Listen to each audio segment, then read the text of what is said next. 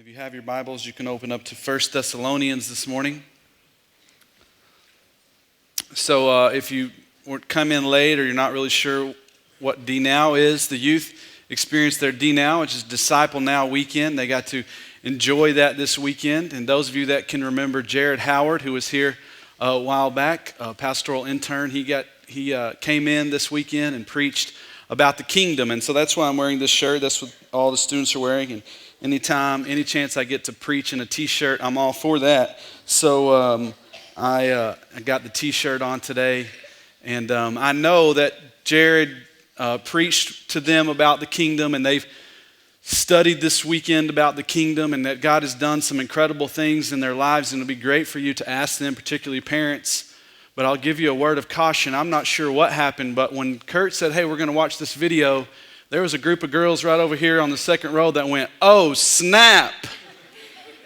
So I'm not sure what video they were expecting us to show, but apparently something happened. And I want to know what that story is. So I know they had a great time, a fun time, lots of fun and interacting together, being built up into the kingdom. So you be sure and talk to them. It's really a great segue, and I think their last session was about the mission of the kingdom. And we started talking last week in 1 Thessalonians about Paul as the disciple maker, and as we, the children of God, who have been called into salvation with God, that he has then commissioned us. We know Matthew 28, the Great Commission, but we see it in the life of Paul, particularly here in the Thessalonians in the beginning of this book, this letter, where he tells them, hey, we came to you and we lived our lives and shared the gospel with you, and it had an effect in your lives, and you guys got saved, and we've heard that you guys are living out the gospel because other people are telling us about the influence that you've had on them. And that's discipleship.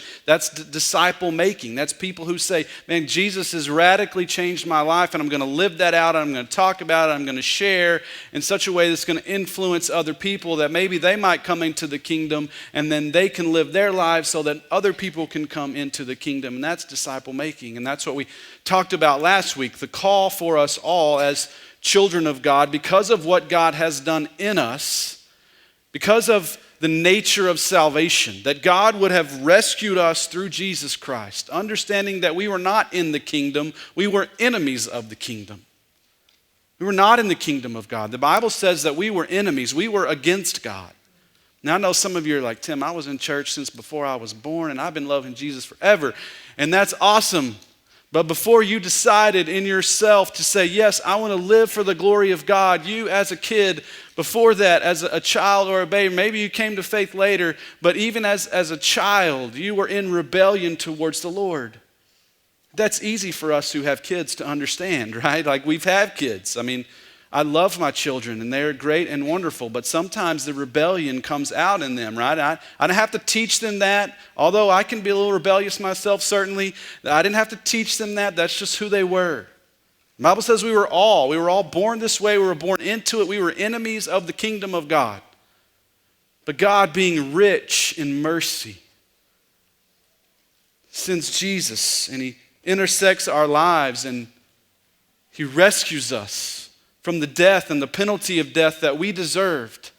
We saw last week that he rescues us from the wrath of God. He rescues us from his own wrath, so that now you and I don't have to experience that wrath as the enemies of God. We're brought in as the children of God. We're brought into the kingdom of God, and now we live for his glory.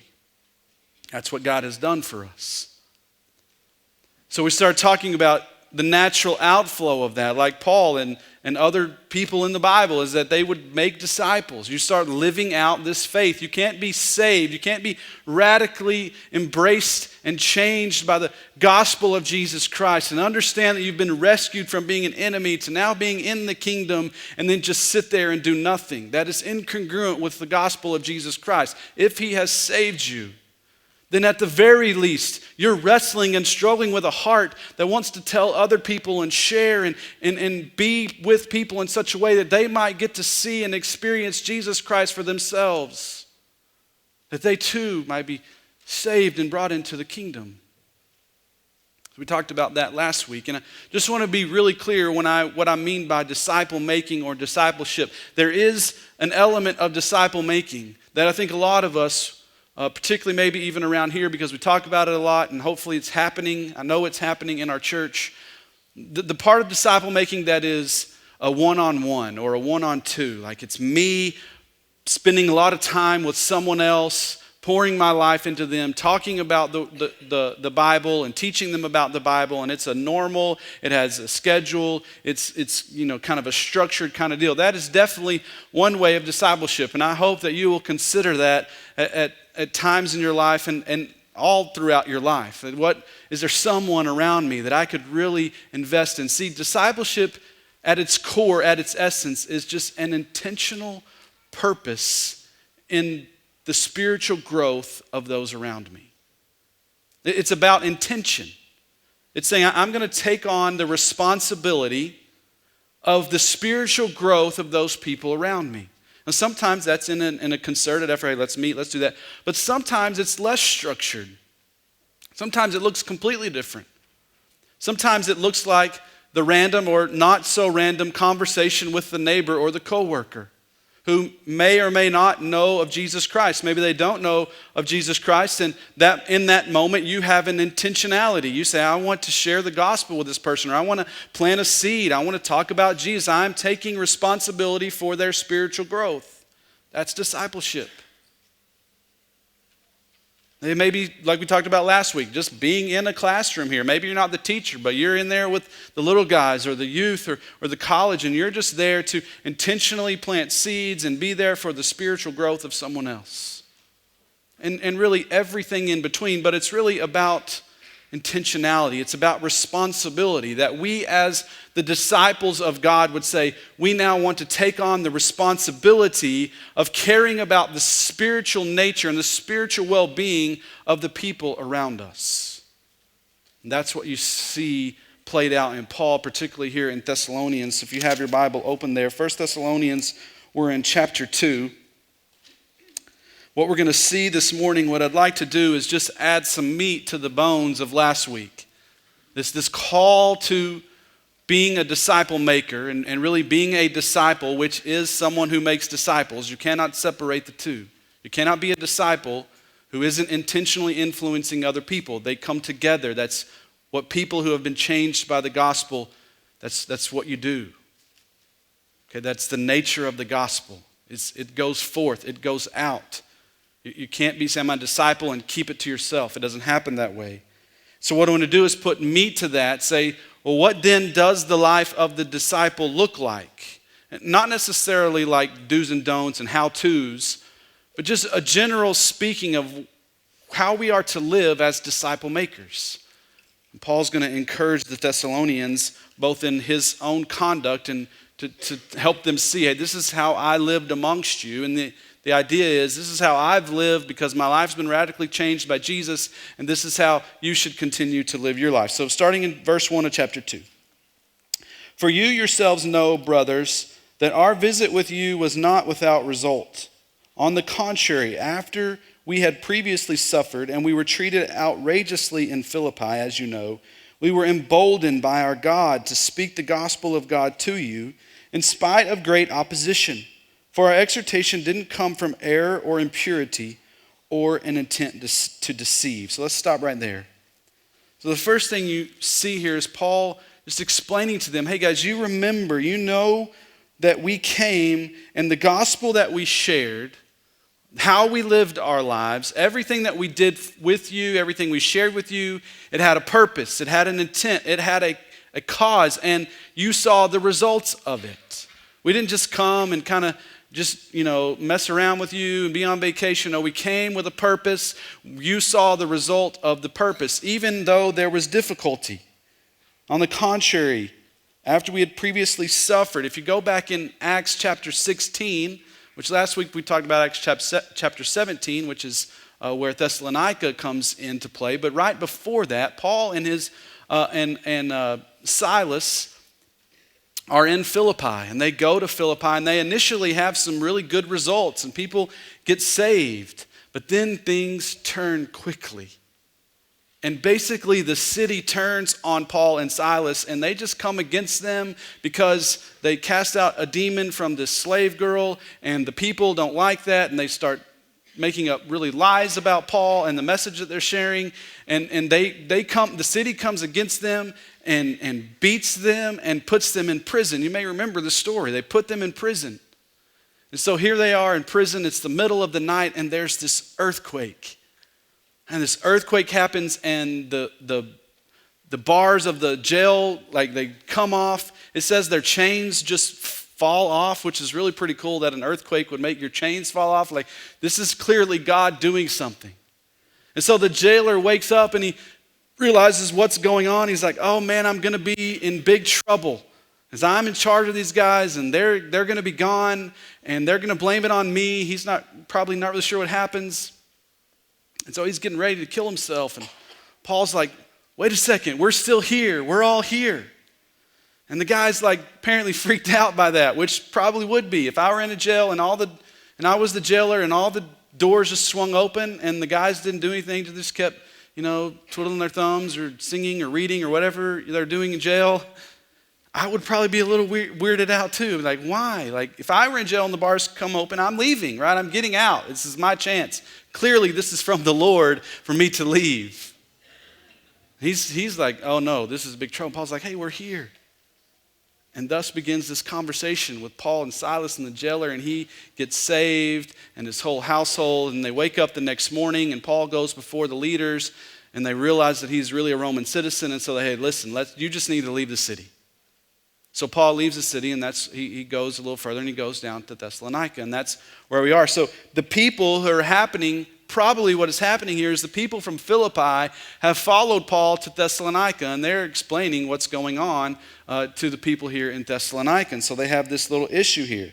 And Paul says, listen, even though this happened, even though we were beaten, this was great difficulty, as you know, we didn't give up. Rather, we were emboldened to speak the gospel of God to you. I love that Paul uses that word emboldened.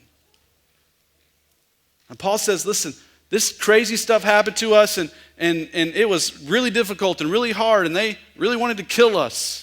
But we didn't give up. In fact, it didn't make us quit. It made us all the more bold to share the gospel to you. And here we are, being bold in sharing the gospel. But he continues on, and I think helps us see, because I think when most of us start thinking about evangelism or disciple making or talking about Jesus outside of the walls of the church, the first thing we can think about is fear. Like, I'm afraid to do that.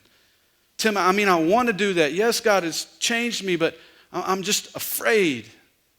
I don't think that I don't read this and hear Paul say necessarily that he's not afraid. He certainly tells other times he's not afraid to die because he counts death as gain. We understand that. But there's something else here that I think helps Paul live in this boldness, that gives Paul the confidence to live in such a way in the difficulties of the culture around him. He says, for our exhortation didn't come from error or impurity or an intent to deceive. So Paul understood the nature of the message that he was sharing with the people. This idea, these words that he uses, it's not from error or impurity or an intent to deceive. Paul understood that the gospel that had changed him and that had rescued him was true. It was right, and it was pure. And that motivated him, even in the midst of difficulty, to be bold in sharing the gospel. It wasn't about his own strength. It wasn't about his own, I can do this. It was like, the gospel is so important. It is so pure. It is so right. It is not meant to deceive. See, these people were saying in Philippi, and probably now in Thessalonica, they were coming to the people and saying, Paul is sharing these things to try to convince people to do something that's illegal against the Roman government. He's trying to deceive us to be a people who would participate in illegal activity against our kingdom, against our government. And there's no telling what other things they said about Paul. And what Paul knows, what Paul has believed, what Paul has experienced, and what he's learned about the person and the good news of Jesus Christ is that it is pure and it is right. The gospel is not meant to deceive anyone. It's not meant to trick. When we go to share the gospel, we're not trying to like trick people into becoming a part of this, Christian thing so we can have more Christian people. Paul understands that the gospel in its essence is pure. It's not meant to deceive. Paul knows that the gospel itself, we're going to get to his own heart and his own life, but the gospel that saves people is the gospel that is true and right. It is the only way that man can receive salvation. It's not a myth. It's not a fairy tale. It's not meant just to give people over here so we can act a certain way and we can all be moral and be really good and stay out of trouble. That's not the gospel that Paul believes in.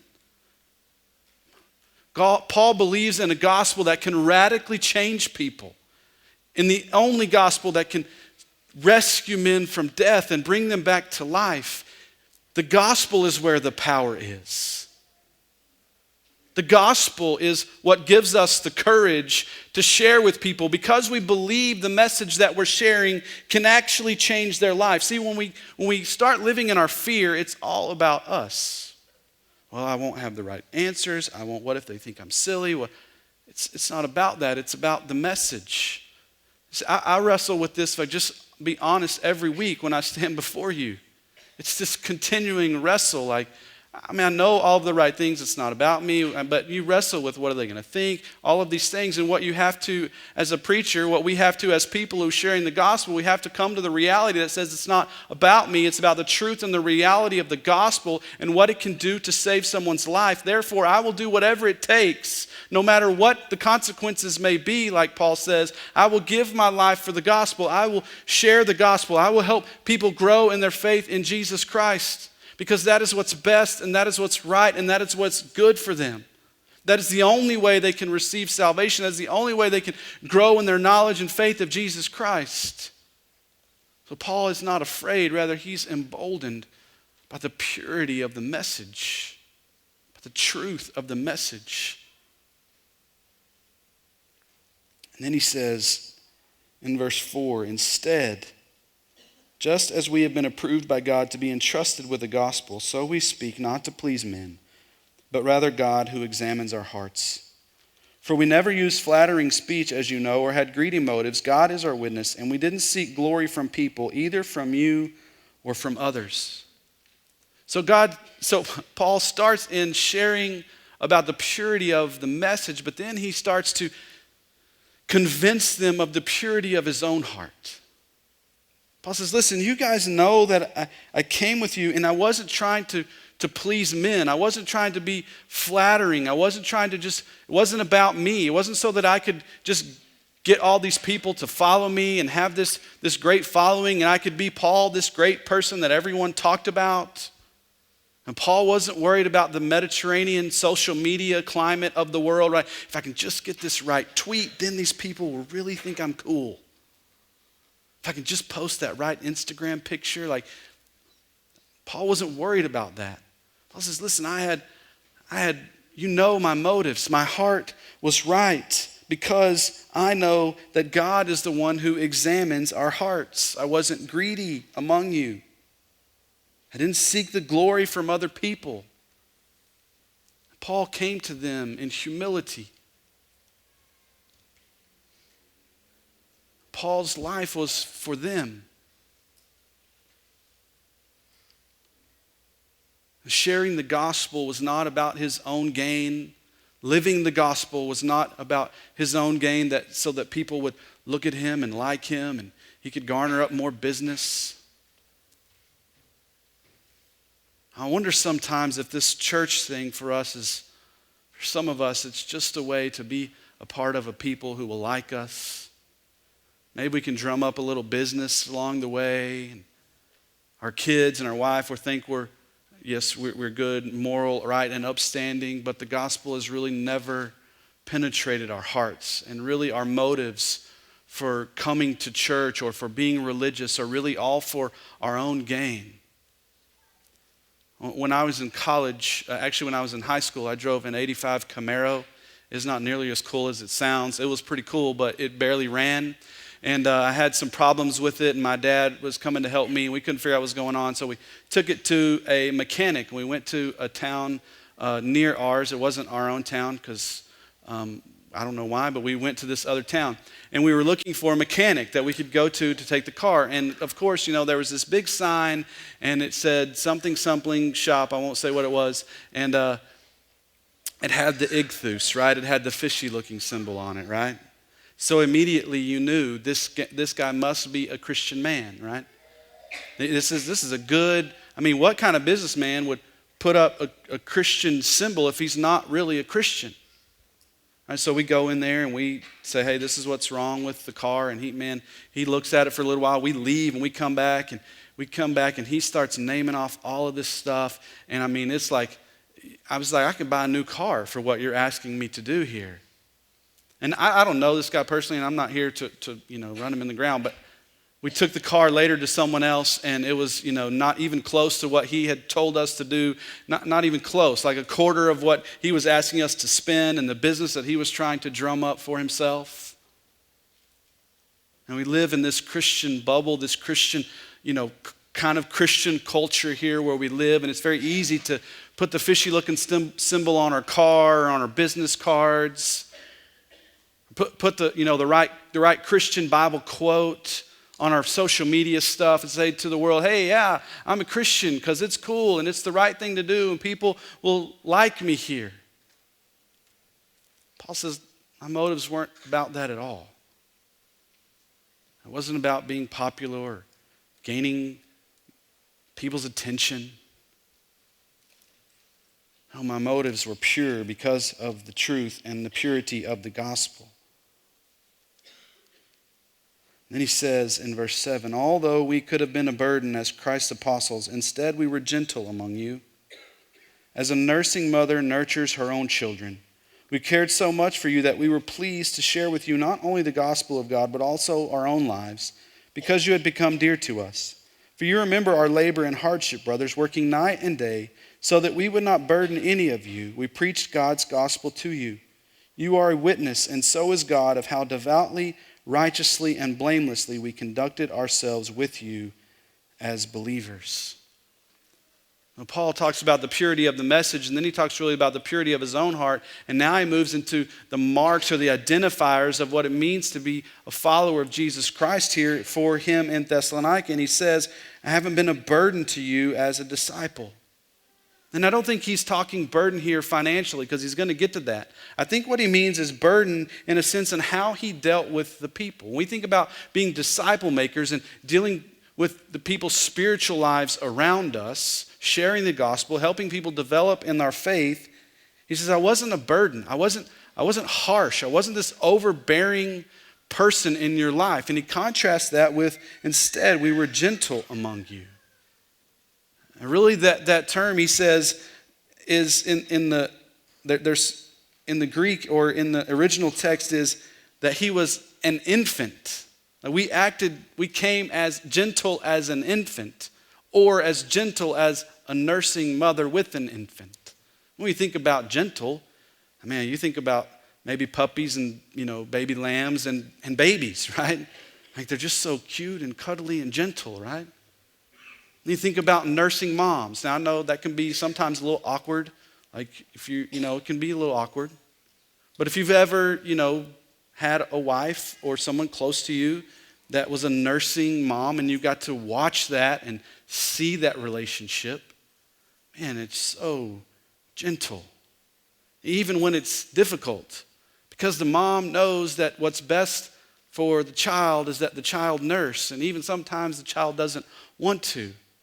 But the mom's got to be gentle and patient. I love that Paul uses that.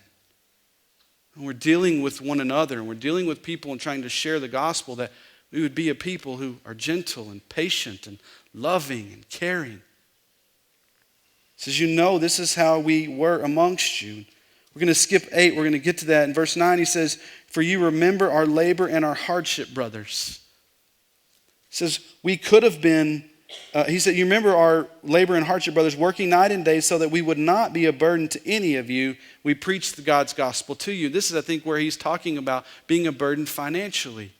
Now, for some reason, for whatever reason, when Paul comes, either the Thessalonians, they're not able to care for him financially, or just sharing with them, hey, I need you to care for me, might have been a hurdle for them. But we know in the rest of Scripture that it's okay for the apostles to take financial support from them. But Paul chooses not to do this. Rather, he says, listen, we worked. We had an honest wage. We worked amongst you. We weren't a burden to you financially. We took care of ourselves. You know, when I think about engaging with people, particularly in this place, but outside of these walls, would they think of me as someone who makes an honest living? I go to work and I work hard and I take care of my family and I do my business and I conduct myself and my work in an honest way.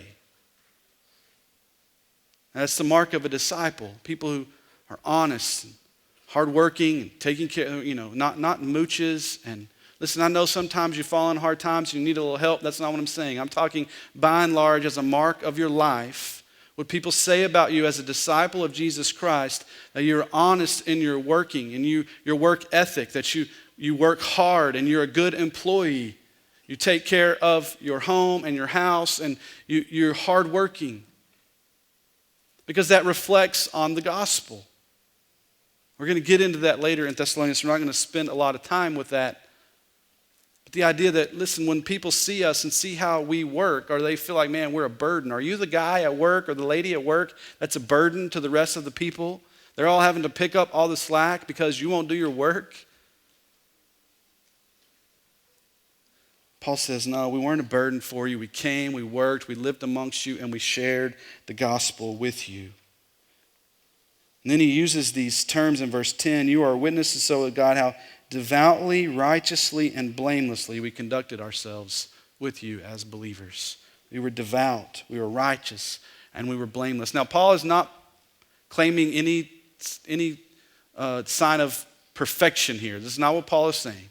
He's saying as a characteristic, as a mark of our lives as disciples amongst you, that the people would say about them that they were devout, that they were blameless, and that they were righteous. They did what was right. They treated people the right way. They followed their own teachings. That's what Paul is saying to them. The things that we taught you and how to live and how to follow Jesus Christ, we lived them out ourselves. We were faithful to the gospel that we preached to you. We didn't just come preach it to you and say, hey, this is how you ought to live, but we're going to go live this other way. No, as the characteristic and as the mark of their lives, they were people who were faithful, who were obedient and righteous. They took their sin seriously and they strived to live faithfully in the sight of God, not to earn salvation, not to earn God's favor, not to earn God's approval, but because of what God had done in them, because they wanted to be a light to the people around them, because they wanted to share the gospel and the good news of Jesus Christ with the people around them, because they believed that the truth of what God teaches us is what's best and right for us, that they chose to live this way. So the people could see Jesus in them. And then we see in verse 11, as you know, like a father with his own children, we encouraged, comforted, and implored each one of you to walk worthy of God who calls you into his own kingdom and glory. When I think about my life, when I think about your life, our lives as disciple makers, this is really what it boils down to, the mission of what God has called us into, to encourage and comfort and implore people to walk worthy of God. This is disciple making. And I love that Paul begins this section by saying, as a father with his own children. Because I'm reminded of several things. I'm reminded of the song that we sing, of God being the great good father and how he treats us as his children. That this is what God is doing with us. He is encouraging us and comforting us and imploring us to walk as people have been radically changed by the gospel of Jesus Christ. But I'm also reminded that for me and for the fathers in here and for the parents who have children in our homes, that discipleship starts at home. And so this section will not only make me a better disciple maker, it will make me a better father to my children. Paul says this is the heart, this is the mission of the disciple maker, to help people walk worthy of God who calls you into his own kingdom and glory. Again, not living such a way so that they could receive the kingdom. They've been called into this kingdom. So we're out trying to share the gospel, the good news of Jesus Christ, so that people could come in and experience the kingdom and glory of God. Then they could thus live their lives for the glory of God. They could live in a life that is worthy for God, so that people living in their lives worthy for the glory of God. So people would see their lives. They would see all the things that he's already shared, and they would see Jesus. That's how you and I walk worthy of God. We understand that we've been radically changed by the gospel, that when Jesus Christ came and lived on this earth as a sinless man, and he took upon him on the cross when he was crucified, he took upon the wrath that was deserving of us. He took all of that for himself so that you and I don't have to experience that, and he put on the goodness and the righteousness of Jesus Christ to us. So now that you and I are in the kingdom, we are in his kingdom. We experience the glory of God. We don't live now for our own glory, we live for the glory of God.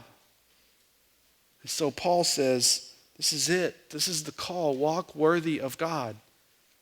If this gospel has changed you and rescued you, then the call is to make disciples by living your life, both sharing with your words the gospel of Jesus Christ and living your life in such a way that people would see something different in you. They would see the gospel of Jesus Christ in you. And he says particularly 3 ways: encourage, comfort, and implore.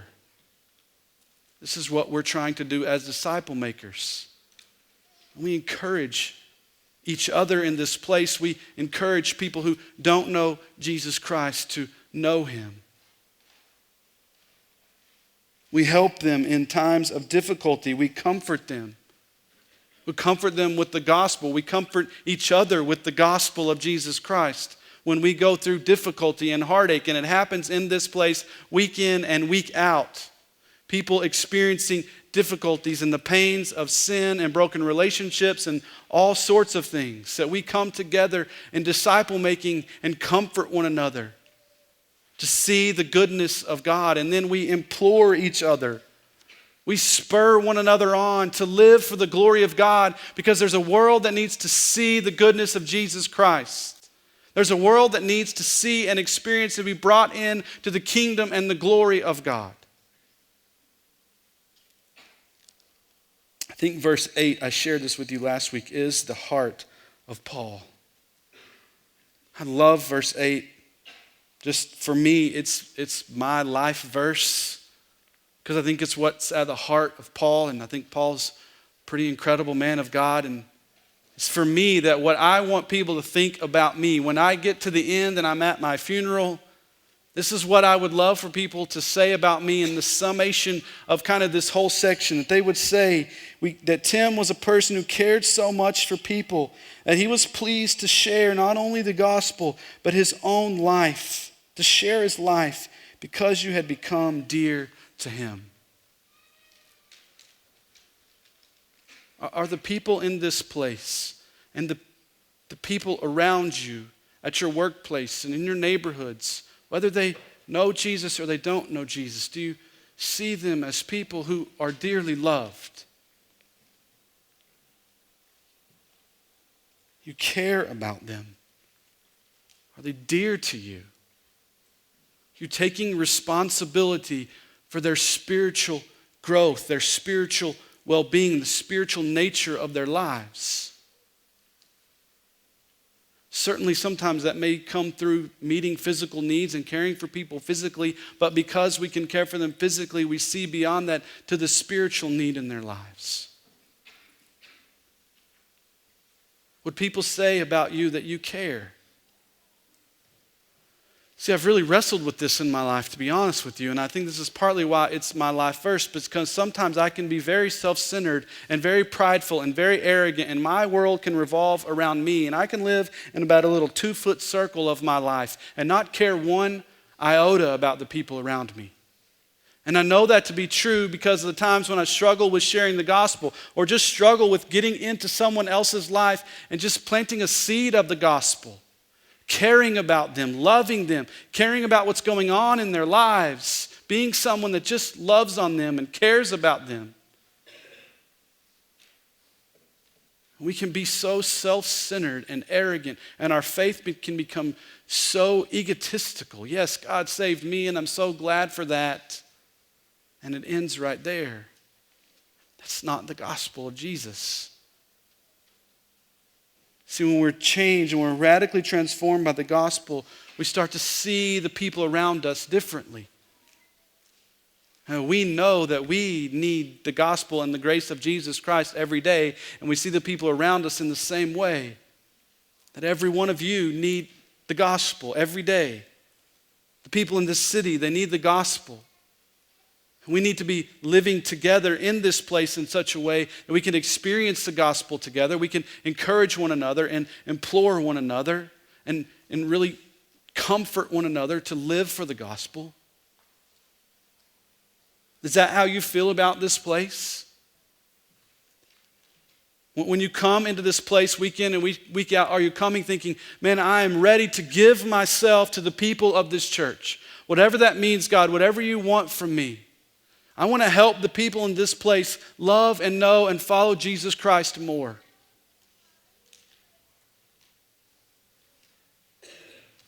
Or do you come into this place to just kind of go through the motions and sit in a pew and sing some songs, hear a sermon, hope I can do better this week?